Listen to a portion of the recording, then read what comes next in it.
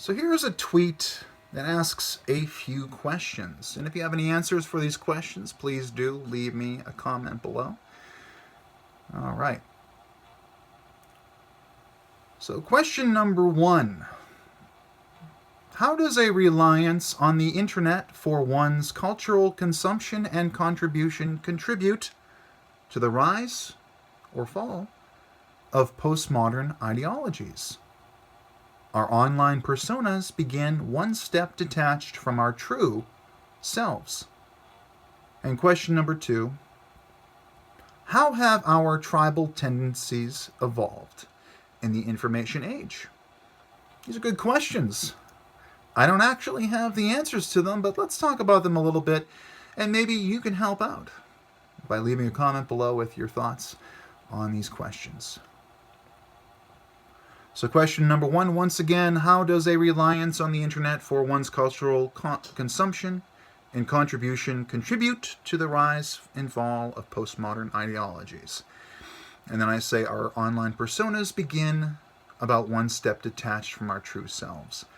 So one thing about online personas is that we do have a number of individuals out there, and in fact, it's not just these people that are LARPing, that have a specific character they're playing online or a specific code that they operate by, but it really is everybody. We all act a little bit differently online. We present ourselves differently from the real world. So we're already taking a step away from our true selves. We're operating in this sort of post-modern realm.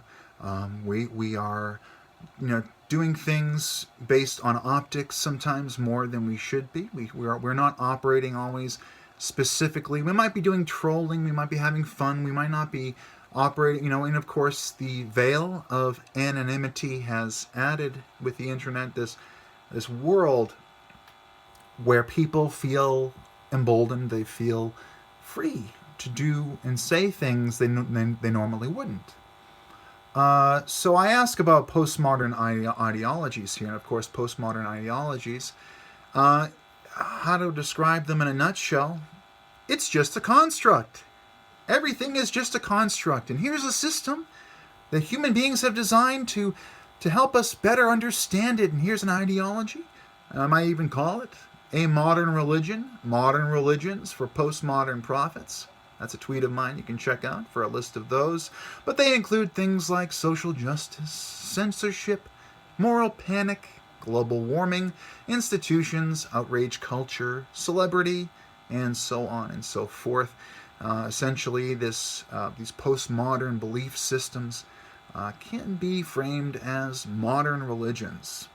Even the devoutly secular can get on board, grab a little moral virtue, do a search for some universal truth, and, get where they're going, however they'd like to move forward in this world from an ethical standpoint and so forth. So we are always a little bit detached from our online personas. We're acting a little differently. We're acting cooler. We're acting meaner. We're acting, we're not presenting ourselves the way we would to our families or necessarily our friends in many cases. Again, can't speak for everybody, but that's my general observation. And so it's easy for postmodern ideologies to take hold because we are a little detached. We are seeing this world where there's so many different viewpoints, and we don't know what's right and what's wrong. We don't know who to trust. We don't know which news to trust. The trust in the news, according to a lot of studies, and the public doesn't trust the news the way they used to. So it's a question, how does it contribute to the rise and fall? People are looking for order in a chaotic world. They're looking for purpose. They're looking for things that bring some kind of direction, that help them control where things are going. And postmodern ideologies, modern religions, or even traditional religions, they can provide these answers.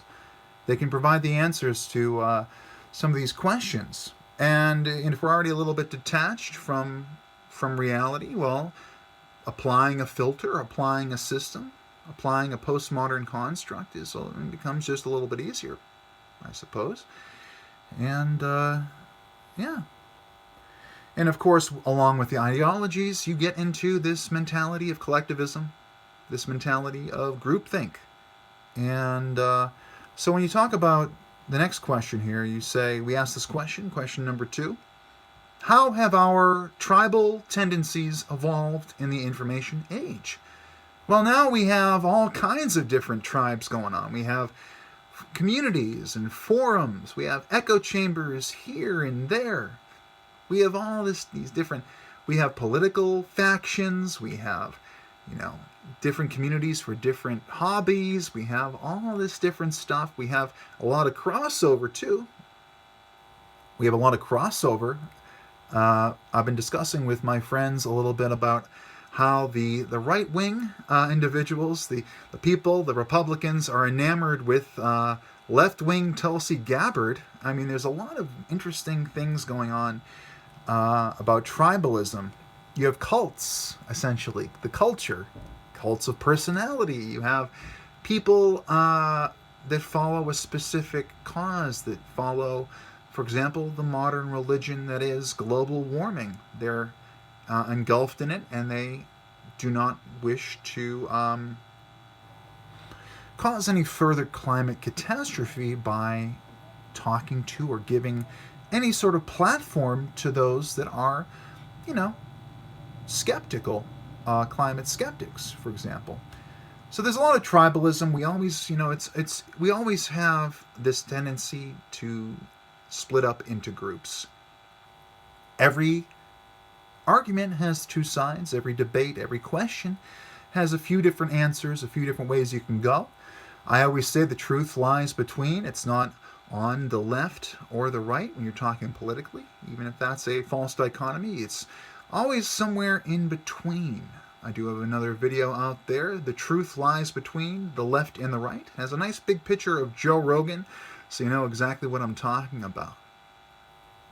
So our tribal tendencies have evolved when we are becoming tribal based on the way information flows is a whole lot different. We have people that get into what Scott Adams calls a silo. That would be like an echo chamber. And we are being directed around by the algorithms, and we have people that are, they're following something for different reasons. They might be doing it to be with their people. Their friends might like it, or maybe they feel connected to that topic. There's so many things, so many reasons and ways. But tribalism, we're still in the jungle, folks. We're still in the jungle. There is, we haven't evolved that much from our old school tribal tendencies. We still have our pattern recognition. We still have a tendency to take a team, to join a side. And with postmodernism, it requires you to kind of get on board and get into this mindset, to get inside of, like I say, like a modern religion. When you're talking about social justice, you require people to get into that mindset, to say, well, people should be judged by their immutable characteristics. They should be separated into groups: race, gender, sex, and then you can go into the mutables, mutable being things like religion or their occupation or whatever it might be, the hobbies that they do. You can group them up and say, well, all people in this group do this, and all people, and that's an entire mindset of collectivism, not individualism, where you look at people individually like we should. Look at their merits, their flaws, their pros and cons, and look at their character. That's how we should be doing it. But of course, tribalism is and promotes this idea, that they do this way, you do this that way, and I can't support that, or I can't support this, or I'm for this, or I'm for that. In the information age, I mean, it's the old ways of people having a wedge between each other. We're not all going to agree, but how do we get there in the information age? It has changed.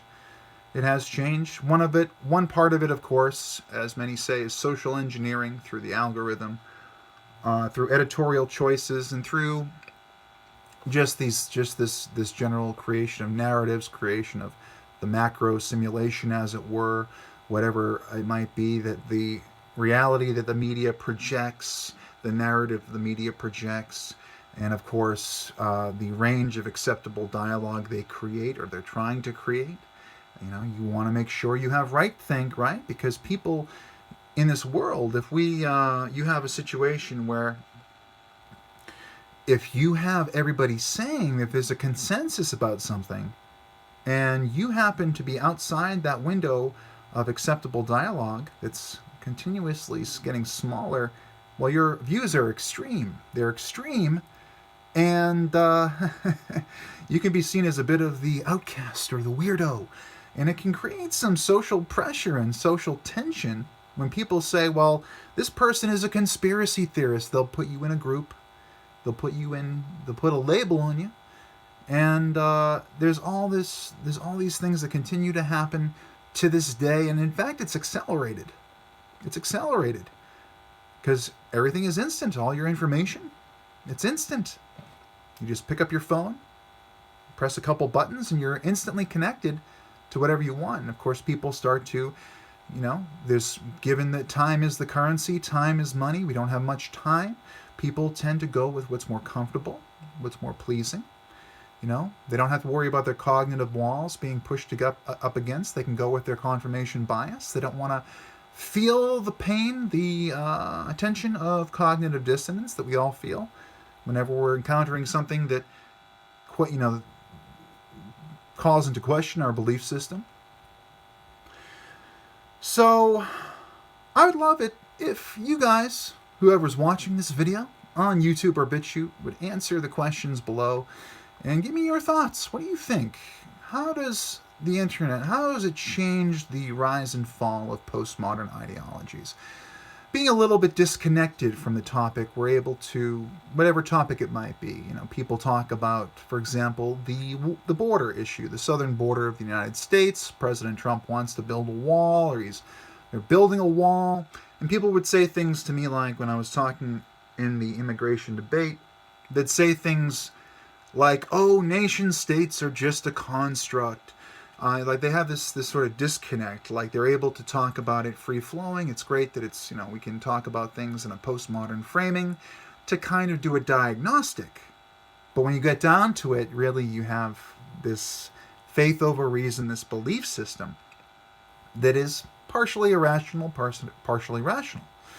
But they'd say, oh, a nation state's just a construct. And welfare is just a construct. To have a successful welfare state, you need a strong border, of course. But they'd say sovereignty is just a construct. There's this disconnect. It's like if they had to deal with the reality of the situation directly, if they were at the border, if they were seeing these gangs, seeing the trafficking, seeing all this stuff happening, they wouldn't be able to get all postmodern and think about it like, oh, well, being an American citizen, being a citizen of Spain or wherever it might be, it's just a construct. Citizenship is a construct. Taxes are a construct. Walls are it's like it keeps on going and going, this disconnection. And of course, if you're LARPing, you're disconnecting your real personality from that character as well. But that's an extreme case. Really, it's more about in general, how we present ourselves, how we virtue signal, how we say that, like how we're feeling about these things that we have this detachment from. And postmodern ideology is all about detachment. It's all about being able to easily organize our society and our reality to fit these systems. And as I call them, modern religions, because they require faith over reason. And even the devoutly secular can believe in them. So that is that one. Please do leave me a comment below with your thoughts on that.